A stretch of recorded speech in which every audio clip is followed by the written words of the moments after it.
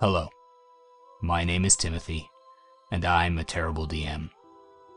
Or at least I have been in the past. Today we're talking about terrible DMs and some of the traits and actions that have ruined the fun at our tables over the years. My hope for this video is that we can explore this in a way that will help you to spot a table that maybe you shouldn't play at, or a trait in yourself that you need to change in order to improve your game of Dungeons and Dragons.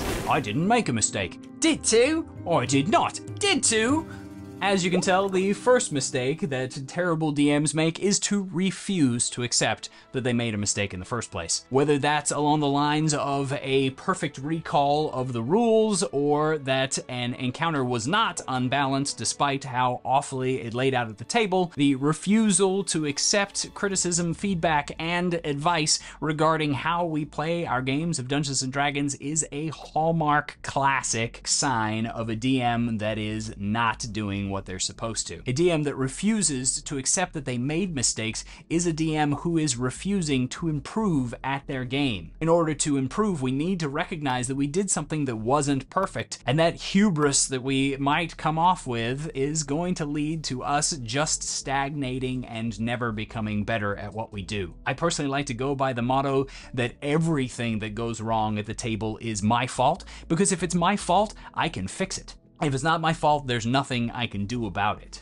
If you bring a mistake that might have been made, either in the rules or otherwise, to your dungeon master and they refuse to see reason, you might be dealing with a terrible DM. The second mistake that is often made by terrible DMs is to take away player agency. Agency is the ability to direct how your character is going to act in Dungeons & Dragons, and it's a core tenet of a role-playing game. Contrary to all the stuff about silly voices and voice acting, Dungeons & Dragons role-playing is not about putting yourself in your character in order to talk, rather it's about putting yourself in your character's head in order to make decisions. And when the DM takes away the opportunity for decisions to be made in character and to have influence upon the world, you literally stop playing the role-playing portion of the role-playing game. For actions to have agency, they need to not only be possible, but also have natural consequences, and the more we can give that information to the players, the more likely they're going to be able to dive in deep to their character and make those choices. If you are currently feeling like you don't have the ability to make any choice that is going to actually impact how the game is going, or you feel like you are forced to do things from time to time, or you ever have a DM say, your character feels this, or your character does that, when you have not suggested that those are the situations that are coming out, you might have a situation where a DM is taking player agency away. The third mistake that terrible DMs make is the abuse of unlimited power. As a dungeon master, you literally have control over the entire world and every monster, natural force, and magic within it, which essentially means that you have an unlimited amount of power. You can change anything at a whim, and you can do whatever you feel like, which means when you are using that power to get your way over somebody else's way, you're pretty much being a jerk. DMs that are abusing the power of being the DM are often those that are accused of saying things along the lines of, because I'm the DM, that's why, but are also those that choose to do things like cheat in the backfield in order to get the results that they're looking for, not for the enjoyment and improvement of their game, but literally so that they can have the fun that they are looking for at the expense of anybody else who might be at the table. And that brings us into number 4, which is that terrible DMs aren't excited for players' fun. They're really only there in order to enjoy the game for themselves and the world building that they're about, or maybe it's a chore that they've been forced into because nobody was willing to take the roles. But a terrible DM that isn't interested in their players' fun will sit back and wait until they can do the thing that they want to, because the excitement of the players just doesn't really mean anything to them. A DM that has that level of apathy towards the enjoyment of the players has a really hard time fulfilling their role as the Dungeon Master, who essentially is there in order to provide a fun game. If we're not excited by the enjoyment that our players are enjoying, then it's really hard for us to continue to want to produce that on an ongoing regular basis. If you're not enjoying your players' successes, or worse, you're celebrating their failures, then you might need to check yourself and see if you're pushing in the wrong directions. Likewise, if your DM chortles at his successes and your failed saving throws and groans whenever you succeed at something important or overcome something of his, then perhaps this DM is not the right one for you. Fifth, terrible DMs allow non-consensual player versus player conflict to go way too far. It's natural that you're going to have some forms of conflict come up between your team at the table, and it is okay for that to extend beyond a few exchanged words and into the point where maybe dice might be needed to resolve the situation. However, often when we allow player versus player action, we are taking away the agency of one or the other party by forcing the agenda of another player upon the losing party. Not to mention that we're forcing a style of play onto characters and thus players that may not be something that they signed up for when they decided to join a team-based game like Dungeons & Dragons. It's important that when there are those interactions that people are allowed to stay within their comfort zones without using it as some kind of shield to force their agenda on other people. This gets really tricky for the Dungeon Master at times, but then again,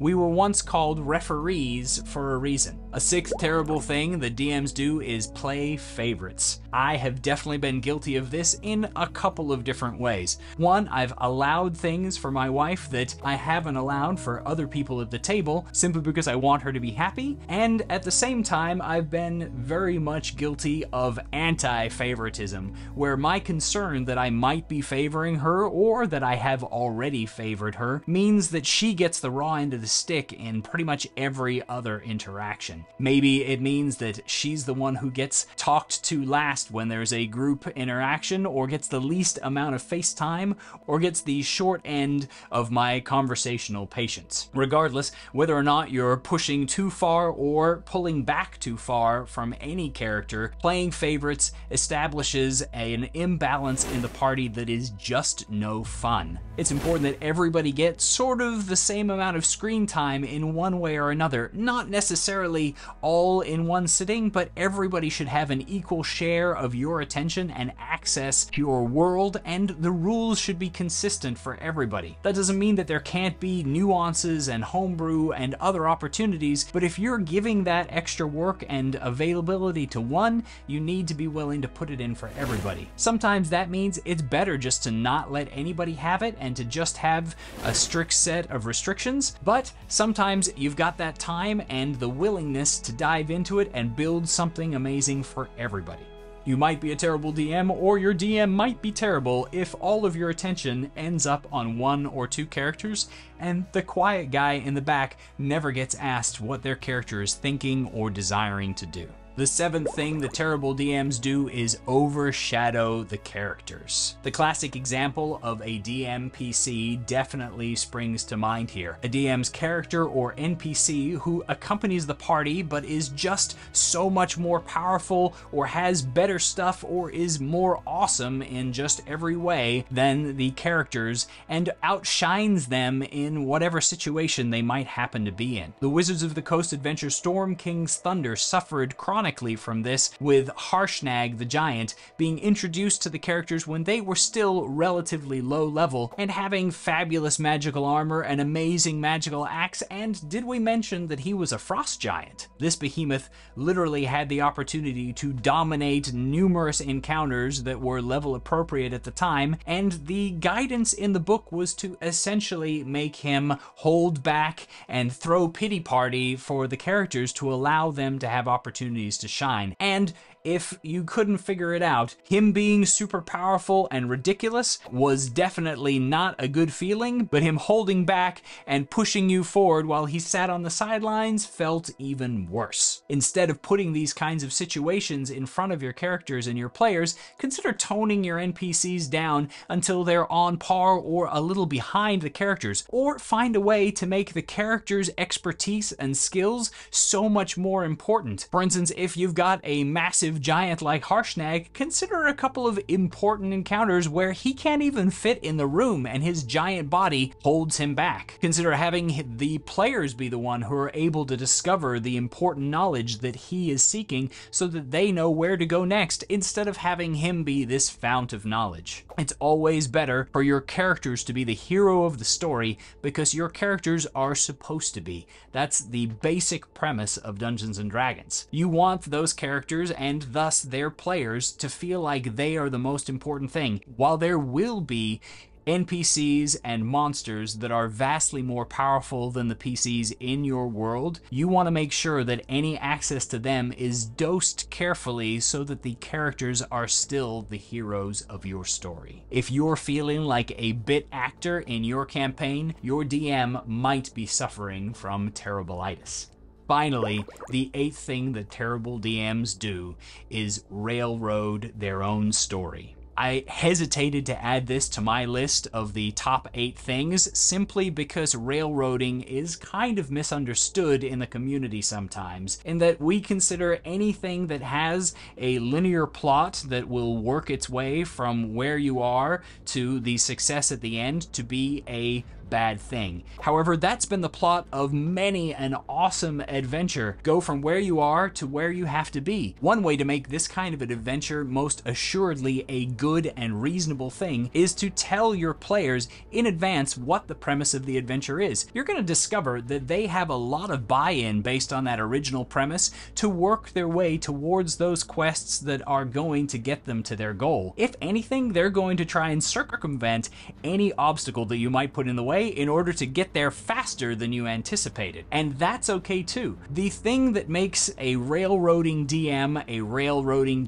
is when those side quests and shortcuts are blocked off in order to force them down the straight linear path that you were expecting them to follow. Great DMs make loads of twists and turns and allow even further twists and turns, while terrible DMs cut off every additional path that you might try and forge. So if you're feeling like you can only go in one direction, and if you're going to turn your head, the DM is going to slap you back in the right direction, you might be having a problem. And if you can look back on your campaign as a DM and see that everything went in the perfect straight line from where you started to where you intended to be, you also might be in danger. This is only 8 of the terrible things that happen in terrible games with terrible DMs, and I'm sure that the list is almost endless. Please share your terrible list down in the comments below. I would love to hear about it. I also want to offer a thank you to Ginny D, whose title for her video, 8 Things Terrible DMs Do,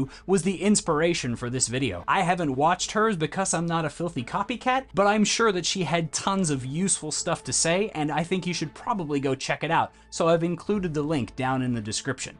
If she caught anything that I was way off the mark on, I'd love to hear about that too. Thanks for watching, and happy adventuring.